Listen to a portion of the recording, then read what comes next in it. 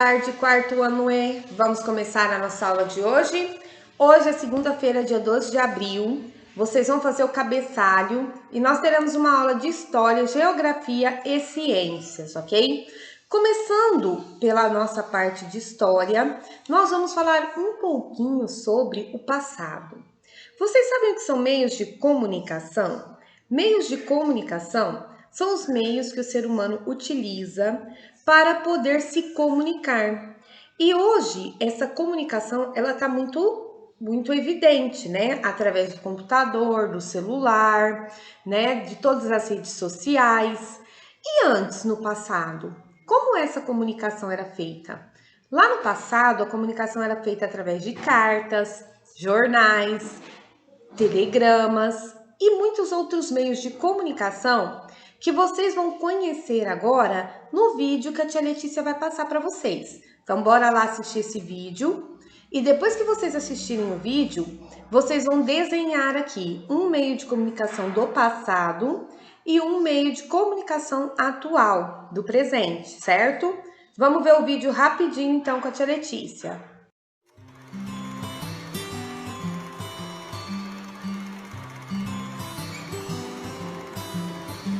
Há muitos e muitos anos, os homens se comunicavam através de gestos e gritos.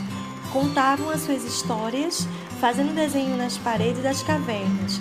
Mais tarde, o homem inventou a escrita. Começou a usar o papiro, a pedra e as placas de argila para gravar suas mensagens.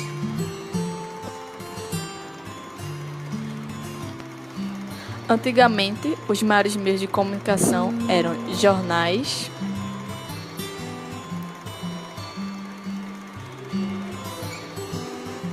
livros e principalmente as cartas.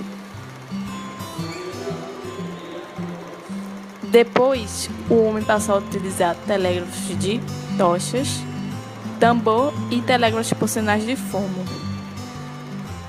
Depois surgiu um telégrafo mais moderno chamado código Morse. Depois vieram as invenções como o telefone, o rádio,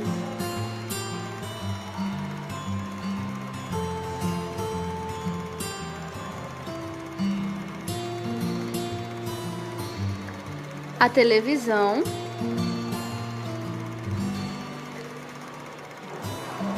o computador, e-mail e SMS. O jornal impresso foi um dos primeiros meios de comunicação que existiu, onde os marinheiros usavam para fazer comércio marítimo. Tanto para informar, o jornal serviu como propaganda para vender objetos. Atualmente, o rádio está transformando e ainda se transforma. As mudanças podem ser encontradas desde a apuração das notícias até o conteúdo veiculado.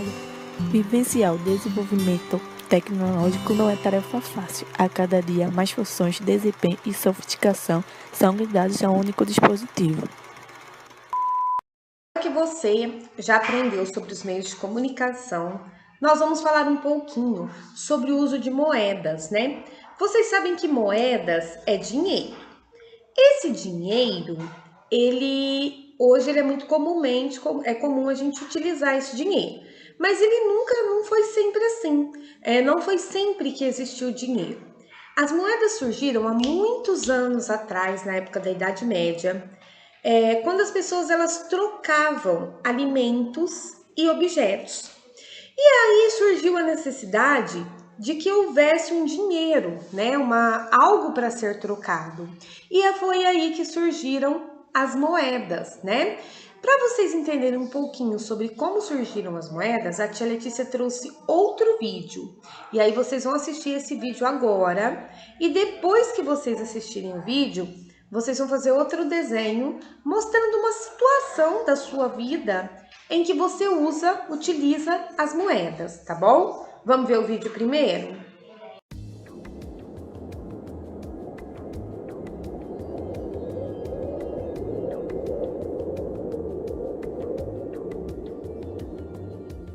Desde os primórdios da civilização, o homem já praticava o comércio. As tribos trocavam os excedentes de sua produção por produtos que outras tribos estavam oferecendo. Este comércio se baseava no escambo, que é a troca de mercadorias sem o uso de moedas. A prática do escambo era a principal forma de se fazer comércio, mas esta prática tinha várias limitações. Quando um pescador quer trocar seu peixe pelo pão produzido pelo padeiro, é necessário que o padeiro tenha interesse no peixe do pescador. Caso contrário, o pescador não conseguiria o pão que desejava em uma troca direta. Para que ele conseguisse o pão, o pescador deveria trocar seu peixe com outra pessoa e conseguir algum produto que interessasse ao padeiro, para assim conseguir o pão. Para solucionar o impasse entre as vontades de vendedores e compradores, surgiu a moeda. As primeiras protomoedas surgiram para facilitar as trocas comerciais. O conceito da moeda surgiu em diferentes lugares do mundo, sem contato entre si. E nem sempre a moeda dos povos da antiguidade se assemelha com a ideia que temos hoje em dia quando pensamos em moedas. O sal era uma moeda corrente na antiguidade, pois ele era essencial para a conservação de alimentos como peixes e carnes, pois após salgados esses alimentos tinham sua vida útil prolongada. Devido à sua grande utilidade, o sal passou a ser considerado uma moeda de troca. Durante o Império Romano, os soldados das legiões eram pagos com sal. Esta prática deu origem ao termo salário.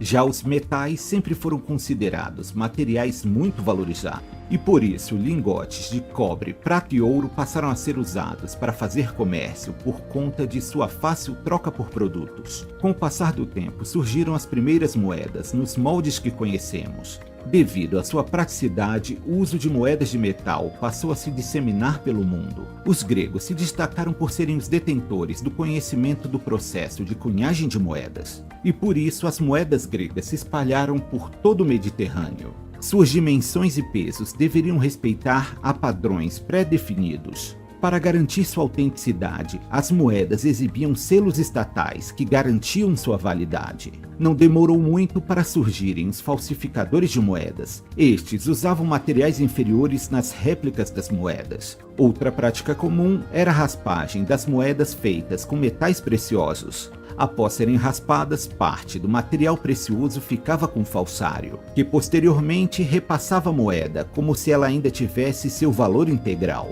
Já o surgimento do papel moeda é creditado aos chineses, mas seu uso demorou a se disseminar pelo mundo, tendo em vista que a técnica de produção de papel moeda era um segredo de Estado.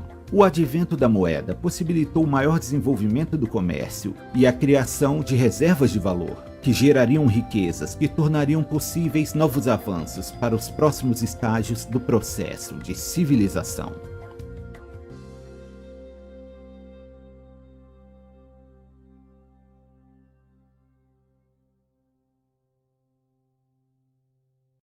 Por último, agora, na nossa aula de ciências, nós vamos falar um pouquinho sobre os pontos cardeais.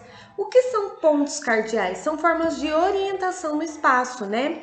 São recursos que a gente utiliza para poder saber para onde que a gente vai, para que lado que a gente vai.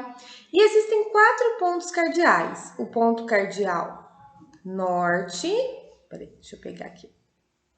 Ponto cardeal norte, sul, leste e oeste. Para que você consiga se orientar baseando-se no ponto cardeal, você deve sempre observar o movimento do Sol. Mas para que a gente entenda a relação do Sol com os pontos cardeais, eu trouxe mais um vídeo bem legal para vocês assistirem. E depois que vocês assistirem esse vídeo, nós vamos completar esse texto com o nome dos pontos cardeais que está faltando. Vamos assistir o vídeo? Então vamos! As direções cardeais e os instrumentos de localização.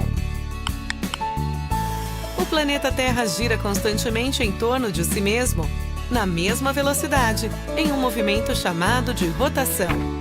Quando o lugar onde nos encontramos está voltado para o Sol, recebendo seus raios, é dia nesse lugar. Conforme vamos nos virando de costas para o Sol, a incidência dos raios solares vai diminuindo até a noite chegar. Daqui da Terra, temos a impressão de que o Sol é que está se movimentando. O Sol segue diariamente do nascente para o poente. Essa informação pode nos ajudar a nos localizarmos.